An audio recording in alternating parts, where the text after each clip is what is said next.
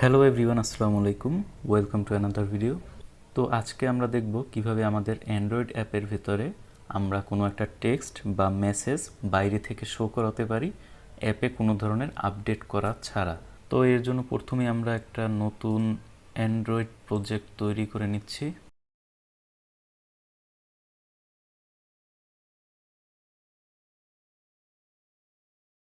আমি যে যে স্টেপগুলো ফলো করব আপনারা সেই স্টেপগুলো হুবহু ফলো করলে আশা করি খুব সহজেই এটা করতে পারবেন।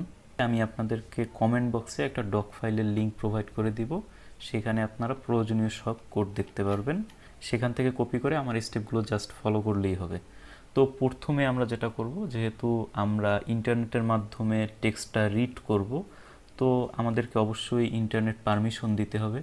তো ম্যানিফেস্ট পারমিশনের এই অংশটা আপনারা কপি করে নেবেন। কপি করে অ্যাপের manifest.xml-এ চলে যাবেন, সেখানে ঠিক অ্যাপ্লিকেশনের উপরে এটা পেস্ট করে দিবেন। এরপরে আমাদেরকে যেতে হবে activity main.xml-এ। তো আমরা রিসোর্সে গেলাম, লেআউট, activity main xml। এখানে আমরা আবার আমাদের সেই ডক ফাইলে চলে যাব। ডক ফাইলে এই activity main.xml-এর নিচের যে কোডটুকু আছে এইটুকু আমরা কপি করে নিব। কপি করে নিয়ে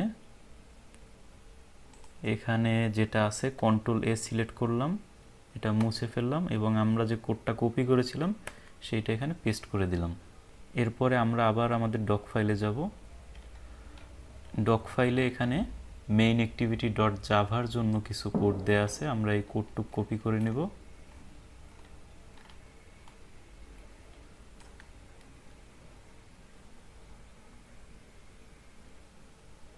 কপি করার পর আমরা মেইন অ্যাক্টিভিটি ডট জাভায় গেলাম, এখানেও Ctrl+A দিয়ে সিলেক্ট করলাম সম্পূর্ণটা, ব্যাকস্পেস দিয়ে মুছে দিলাম এবং যেটা কপি করছিলাম সেটা এখানে পেস্ট করে দেব। তো এখানে সম্ভবত 2-3টা এরর দেখা যাচ্ছে। হ্যাঁ, এখানে একটা এরর দেখা যাচ্ছে, যেহেতু আমরা ম্যানুয়ালি এটা একটা পর একটা করিনি। তো আমরা এখানে যেটা করব, কিবোর্ডের Alt+Enter এই দুইটা বাটন একসাথে চাপ দিলে এরকম একটা অপশন দেখতে পারবো, set package name to com.apppass.text show। এরপর আমরা এন্টার একবার চাপ দেব, তাহলে আমাদের এররগুলো চলে যাবে। এরপর আমাদের বাকি কাজ হচ্ছে সি প্যানেলে। তো আমরা আমাদের সি প্যানেলে লগ ইন করে নিব। লগ ইন করে ফাইল ম্যানেজারে যাব। সেখান থেকে আমাদের পাবলিক HTML এর মধ্যে প্রবেশ করার পর আমরা একটা জেসন ফাইল ক্রিয়েট করব। এই জেসন ফাইলটার আমরা নাম দিলাম টেক্সট display.json।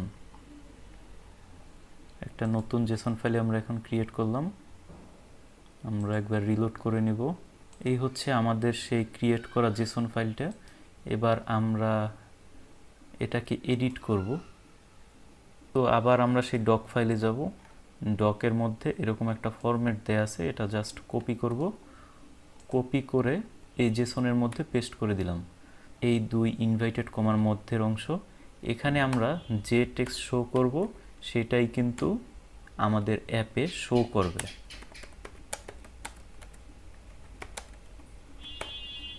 ওকে, তো আমরা সেভ করে দিলাম। এখন আমাদের যেটা করতে হবে সেটা হচ্ছে এই যে জেসন ফাইলটা, এই ফাইলটার একটা লিঙ্ক বের করতে হবে। যেহেতু আমাদের ডোমেইন নেম হচ্ছে apppass.dev, তো আর আমরা সরাসরি পাবলিক HTML এর মধ্যেই এই ফাইলটা ক্রিয়েট করছি।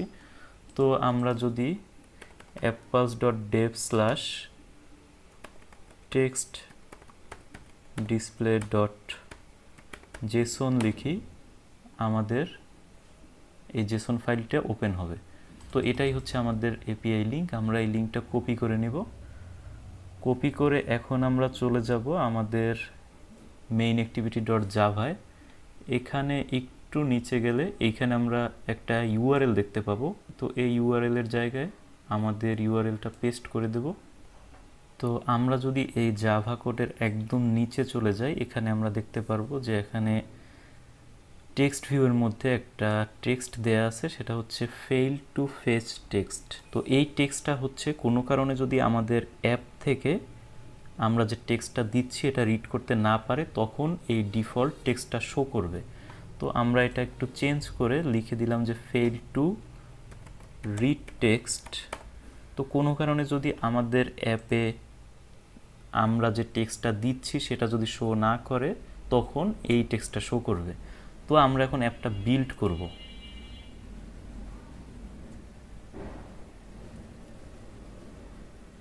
তো আমাদের অ্যাপটা বিল্ড হয়ে গেছে। আমরা এখন মোবাইলে রান করে দেখি কি দেখা যাচ্ছে।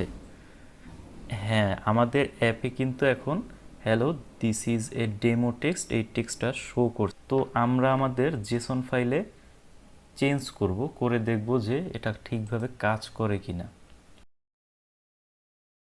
তো আমরা যদি আমাদের সেই টেক্সট ডিসপ্লে ডট জেসন এই ফাইলটা যদি আবার এডিট করি, তাহলে কিন্তু দেখা যাবে যে আমাদের অ্যাপের মধ্যেও এই টেক্সটটা এডিট হয়েছে।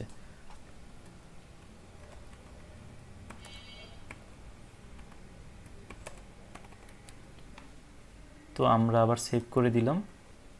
আমরা অ্যাপটা আবার ক্লোজ করে ওপেন করব।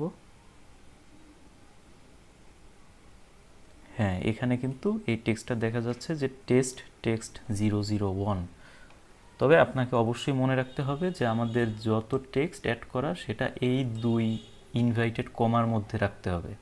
এর বাইরে যদি আমরা কিছু লিখি সেটা কিন্তু ডিসপ্লে হবে না। তো এতক্ষণ ভিডিওটা দেখার জন্য আপনাদের সবাইকে অনেক ধন্যবাদ। দেখা হবে পরবর্তী কোনো ভিডিওতে।